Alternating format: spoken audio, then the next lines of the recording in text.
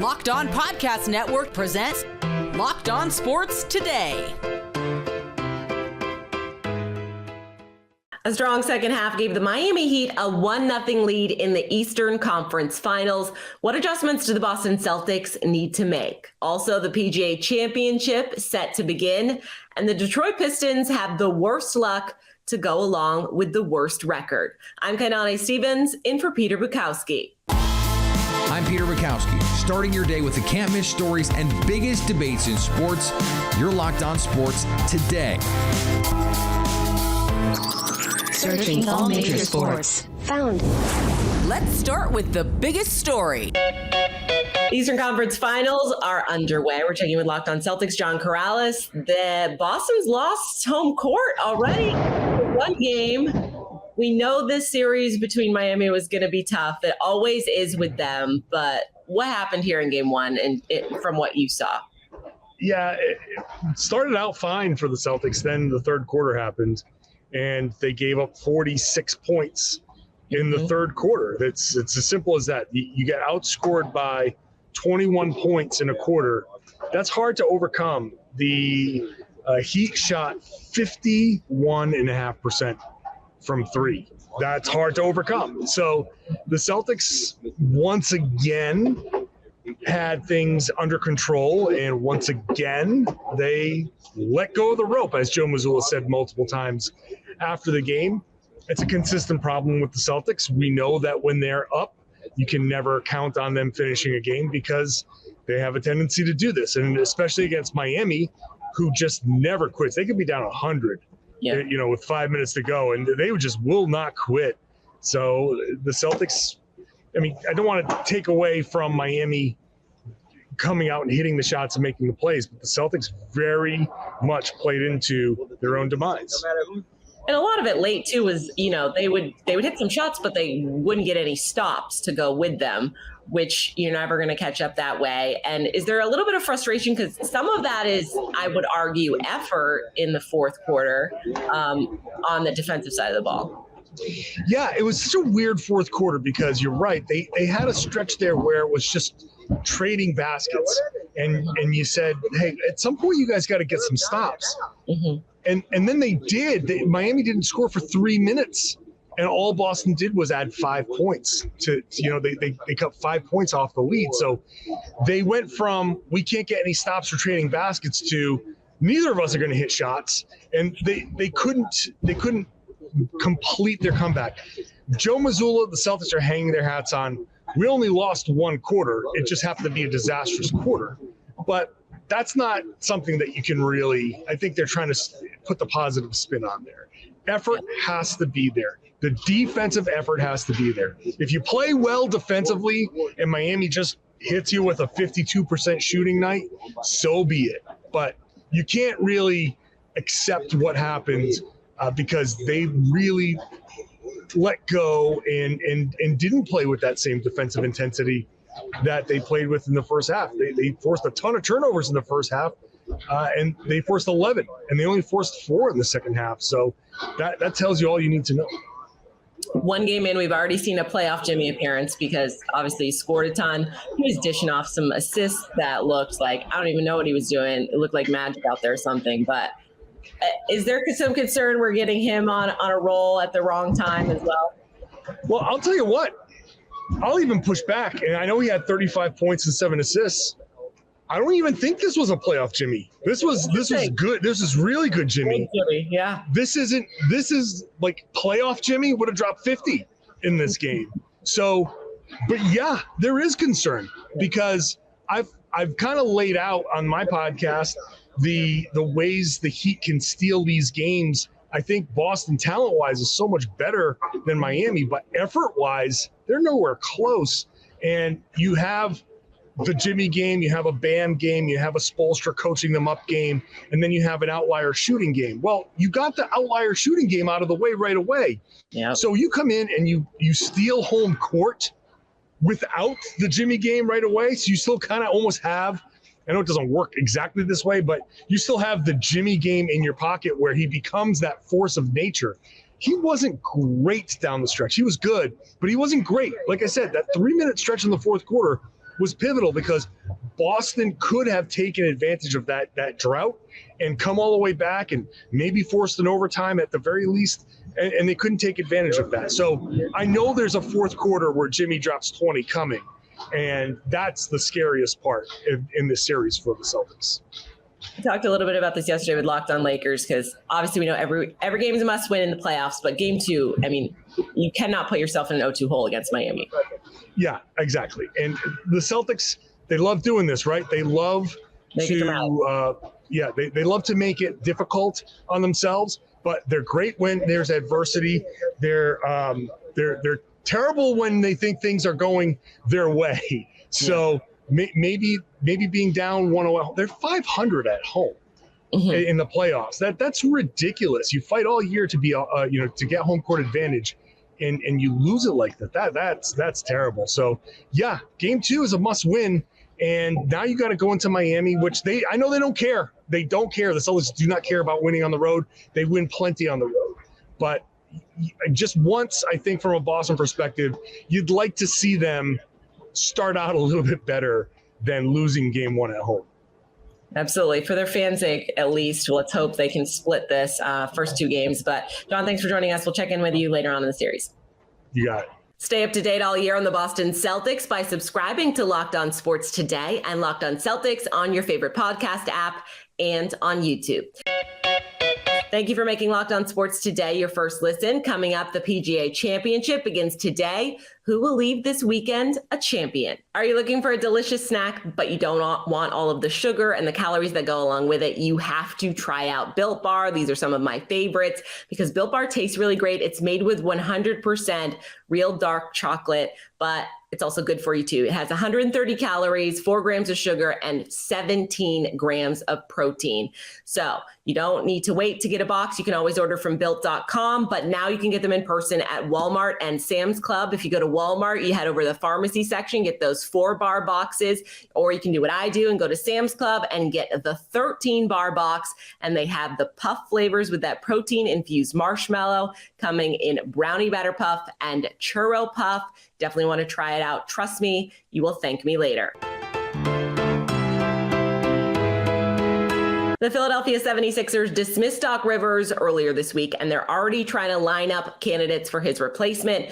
The Sixers are reportedly interested in Mike Budenholzer, Monty Williams, and Nick Nurse for the open position. Florida State Seminoles were college football playoff contenders going into the summer and are now only getting better after adding Michigan State's leading receiver, Keon Coleman, through the transfer portal on Wednesday night. The New York Mets and Tampa Bay Rays went into an extra innings thriller. It was the game of the year for the New York Mets on Wednesday night, and it all started with the kids. Mark Vientos hits a game-tying home run late, and guess what? Another kid came through with a 3-run shot as the Mets were on their last legs. Francisco Alvarez, 9th inning, sends it to extras. David Robertson gives up a couple of runs. Guess what? Pete Alonso's there to end the game with a walk-off 3-run homer, and that's not even mentioning an outstanding start from Kodai Senga. Is this the game that turns the Mets season around? We'll be discussing that on tomorrow's edition of Locked On Mets. The Boston Red Sox dominated the Seattle Mariners on Wednesday night with a whopping 12-3 win. The Red Sox secured a series win over the Mariners with a big win on Wednesday night to close out the series. What's going on, everyone? It's Lauren from Locked On Red Sox, and Pablo Reyes. The Red Sox essentially got him for nothing. He came up huge on Wednesday for the Red Sox. Brian Bayo on his birthday also pitched a gem. Overall, very good game for the Red Sox and a great game to go into an off day before heading to San Diego to take on Xander Bogaerts and the Padres. I'll break this game down for you on our next episode of Locked On Red Sox. The 105th edition of the PGA Championship heading to Oak Hill in Rochester, New York. So, of course, we're talking PGA. Cam LaFontaine, our Locked On podcast reporter, joining us. When you're looking at this course, Cam, what are you looking at in terms of golfers who you think could be successful there? Yeah, look, Oak Hill is going to be a beast. We have players on site this week calling this course in its current condition one of the hardest that they've ever played. It should play similar score-wise to what we saw last year at Southern Hills at the PGA in Oklahoma. The winner there shot 5 under. The winner here may be between 5 and 7 under. It's 7,400 yards. There's only 2 par 5s, both of which might not be reachable in 2 shots. There's 7 par 4s over 450 yards. So we hear the term bomber's paradise thrown around. You want guys to target guys that are long and straight off the tee. But you can win with guys who are above average but accurate if they can keep it out of the rough and they can have solid long iron play. You want to target golfers that have strong approach stats from 175, 200 yards, around the green game, chipping, very important in majors, especially here where there's a lot of raised greens and tough chipping conditions. And then as a bonus, if you can get a golfer that has solid bent grass putting history, those are the guys you want to target. All right, we always check in with FanDuel at times like this because they have the best odds. And of course, right now they have Scotty Scheffler, John Rahm at the top. They're plus 750. Rory McIlroy, always a fan favorite when you want to pick on him. He's 13-1. No true surprises, I guess, if you're looking at it that way. So if you're looking at the favorites with these short numbers, is that the way you should go, or is there something else that you might look at? Yeah, let me just preface this by saying I've been pretty disastrous in picking golf outrights this year. So there's a lot of season left, but feel free to fade my picks. I wouldn't fault anyone for taking Rahm or Scotty on a shorter betting card this week. Rahm is the best in the world right now. He just won the Masters. I actually think that he sets up better than Scotty. FanDuel actually, just before we recorded, moved Rahm's line to plus 850 and Scotty is plus 750. So that was actually pretty surprising to me because I think that Rahm should be the overall favorite. There's been some concerns with Scotty's putting lately. He's been a little dejected on the greens. There's also some concerns about his long iron play. I couldn't talk you off of him. He's amazing. He's great in majors, but I do think he's riskier than Rahm. Both numbers are a bit too short for me. I did start my card with Rory McIlroy at 15-1. He's now 13-1 at FanDuel. Look, he hasn't been playing his best. He's been noticeably dejected the past couple months. He also burned the public in the last 2 majors he's played. He blew the lead on Sunday at the Open Championship at St. Andrews last year inexplicably, and then he missed the cut at the Masters. And we know a lot of people like to bet Rory. So people, for the first time in a while, are off of Rory. But this is the guy who sets up statistically the best at this course regardless. I think he's been working hard on the mental stuff in the past month. His press conference on Tuesday, he dodged a lot of deeper questions, gave some shorter answers. I think that this is all a conscious effort to take some pressure off of himself. It's all calculated with Rory. So apart from the statistics, there's some narrative. His wife is a Rochester, New York native. He's been a member at Oak Hill for some time. He played down his course knowledge this week in his press conference again, but I think that that's taking pressure off of himself. I think that's a conscious decision. He's a guy I'm always looking at in majors. Yes, he hasn't won since 2014, but he has 17 top 10 since 2015 in majors. That's the most of any golfer in the world. It's really hard to win a major. He's up there with a chance as often as anyone. And last year, he didn't win one, but he got second at Augusta, 8th at the PGA, 5th at the U.S. Open, and then obviously he blew the lead in what he should have won at the Open Championship. In majors where conditions are tough, this is my guy. If he's made strides on the mental side and he can hit fairways this week, he'll be up there on the weekend. He's due. I'm speaking it into existence once again. We love a story. I personally hope it's Rory. Obviously the favorites, golf pays out so well. So people, I feel like a lot of time go to favorites no matter what. But if you do want to go for those long odds, if you want to look maybe elsewhere, what are some names that people could look at?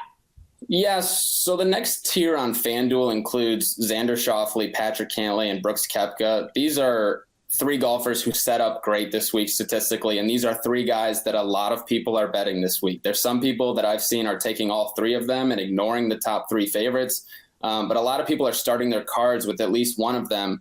Xander Schauffele has been the most consistent lately. He's got 5 straight top 10s. He's never been able to put it together to win a major, but that's coming at some point, I think. Brooks Koepka, finally healthy. He's on live, obviously, but he's been playing really strong. We saw 3 rounds of it at Augusta when he had the lead on Sunday before squandering it to John Rahm. He's got PGA Championship success with 2 Wanamaker trophies. I just don't have enough confidence in him right now to take him because I'm not sure he can put 4 rounds together, but I couldn't talk you off of him. He sets up great. I did, however, take Patrick Cantlay, 19-1 at FanDuel. He's another guy who gets a bad rap at majors, but we're talking about the number 4 golfer in the world. He's finished top 15 in his past 3 majors, so he's coming around to some success at majors. This place is perfect for him. He's an elite driver of the golf ball. He's an elite bent grass putter, one of the best, maybe the best over the past several seasons. His long iron play has been strong this year. He's got 5 top 10s and 11 starts. And then he loves the Northeast. We're talking about a tournament in New York where the weather could be shaky. He won the 2022 BMW Championship in Wilmington, Delaware. He won the 2021 BMW Championship in Maryland at Caves Valley. And he was 3rd at the 2019 PGA at Bethpage Black in New York. So this is a guy suited for these conditions, statistically and historically. He has Joe LaCava on the bag. Tiger Woods' is old caddy. His first major win is coming soon. And then lastly, real quick, why not Max Homa? 36-1 on FanDuel. This is a great number. He's a really popular guy, but he's flying a bit more under the radar lately because of his recent form. But his most recent tournament is an 8th place finish at Quail Hollow at the Wells Fargo Championship. That's a tough course. He drove the ball very well. That's a positive sign. He's a very strong short game player. Those are the players you want to target at a course like this. He's won at tough courses like Riviera, Torrey Pines, Quail Hollow. In 11 starts this year, 6 top 10s, 2 wins.